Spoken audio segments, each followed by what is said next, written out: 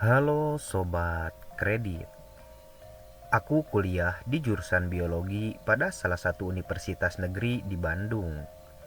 Kebetulan, jurusanku itu cukup kesohor tentang biologi lapangannya. Itu sebabnya aku sering bepergian untuk melakukan ekspedisi mengambil data keanekaragaman hayati dari mulai tumbuhan sampai hewan-hewan liar seperti lutung, oa, kukang, ular, badak, dan hewan-hewan yang lainnya.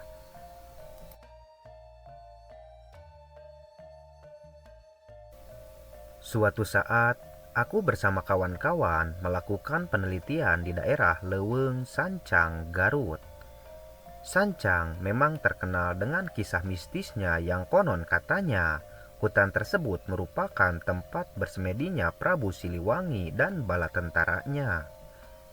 Beberapa cerita di masyarakat menceritakan bahwa beberapa kali sering terjadi penampakan maung kejajaden atau harimau jadi-jadian yang konon merupakan perwujudan dari Prabu Siliwangi.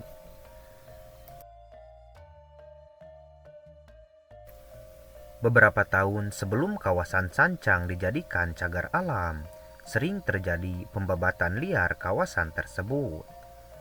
Karena saat itu tempatnya masih rimbun dengan pepohonan tinggi, semacam pahalar, kiara, beringin, dan pohon kaboa, yang konon merupakan tumbuhan keramat di kawasan Sancang.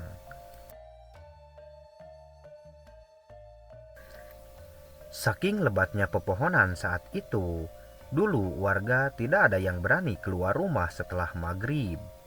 Walaupun sebenarnya ada jalan setapak, namun tidak ada satupun warga yang berani keluar rumah menuju pantai yang letaknya tidak begitu jauh dengan perkampungan, dan hanya dipisahkan oleh hutan dataran rendah sampai hutan pantai. Singkat cerita, saat itu aku kebagian buat mengamati keanekaragaman tumbuhan di daerah Sancang. Saat itu, kita berlima nekat menelusuri hutan tanpa bantuan lokal guide. Soalnya jumlah lokal guide terbatas.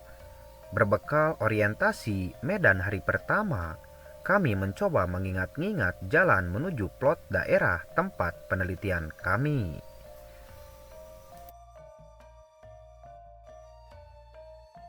Sebelumnya, kami berjalan dari base camp sekitar 45 menit di jalan setapak yang menurun menuju hutan.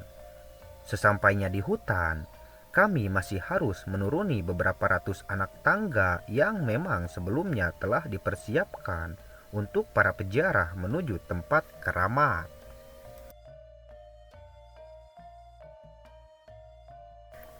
Memang, plot penelitian kami harus melewati tempat keramat tersebut.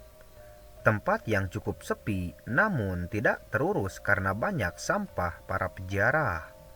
Suasananya cukup seram karena hawa lembab dan cahaya matahari yang tidak begitu dapat menembus pohon-pohon tinggi yang cukup banyak.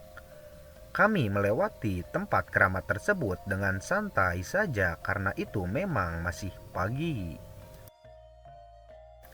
Singkatnya, kami pun sampai saat siang hari di tempat penelitian dan melakukan pendataan selama hampir 3 jam. Setelah itu, kami beristirahat sejenak dan kemudian melanjutkan perjalanan menuju plot berikutnya. Saat itu, kami berjalan melewati sungai Cipangisikan, sungai yang masih sangat bersih dan terawat.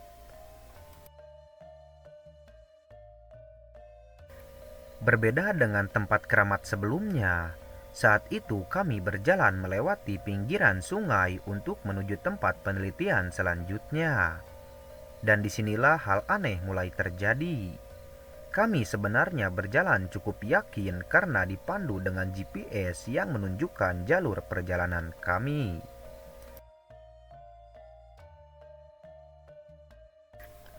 Namun setelah lama berjalan, kami mulai merasa heran karena gak kunjung sampai. Saat itulah ketika menemui jalan buntu, kami diam sejenak agar tidak panik. karena jalannya akan kami lewati kini hilang, seakan-akan menjadi buntu dan berubah menjadi belantara hutan tanaman salak yang berduri, sehingga kami kesulitan melewatinya.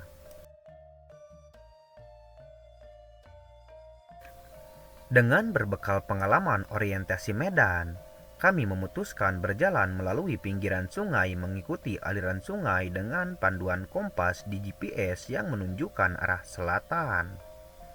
Kami menyadari bahwa hutan tersebut memang tidak terlalu luas dan relatif dekat dengan pantai selatan. Oleh karena itu, kami menyusuri aliran sungai untuk sampai ke pantai di mana di sana ada tim kami juga yang sedang meneliti biota laut daerah tersebut. Namun, setelah cukup lama berjalan mengikuti aliran sungai, kami mulai ragu lagi mengenai jalan yang kami ambil, sehingga terjadi perdebatan di antara kami. Saat itu, aku yang memegang GPS yakin banget kalau kami jalan ke selatan. Tapi salah satu temanku bilang kalau dia gak yakin sungai ini menuju ke selatan.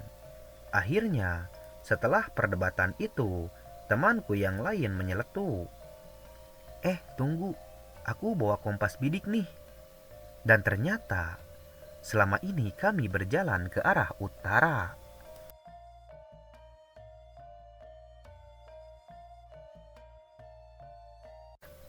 Teman-temanku mulai berburuk sangka kalau sebenarnya kami dibidik sesat sama makhluk gaib. Dan kami pun kembali ke jalan lurus ke arah selatan. Setelah lama berjalan mengikuti aliran sungai, akhirnya kami menemui tempat yang kita kenali, yaitu badan sungai Cipangisikan yang sebelumnya tadi sudah kita lewati.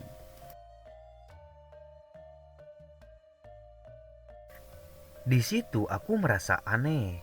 Sudah jelas-jelas kami tadi nyebrang sungai itu, terus belok ke selatan sesuai jalur GPS, dan nongol-nongol di utara tempat kita menyeberang.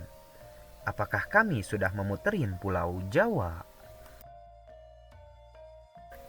Selanjutnya, kami melanjutkan perjalanan sesuai jalur yang tadi. Dan kami tetap mengikuti alur sungai. Namun anehnya, kali ini kami benar-benar nemu tempat penelitian yang emang dekat sama pantai. Selamat deh sampai ke laut, alhamdulillah.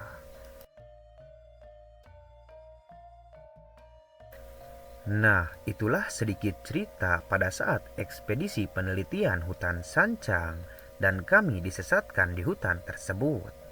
Percaya atau tidak percayanya Anda dengan cerita ini, itu kembali lagi kepada diri Anda masing-masing. Jika teman-teman mempunyai cerita mistis dan ingin menceritakannya kepada kami, silahkan komen terlebih dahulu di dalam kolom komentar di bawah.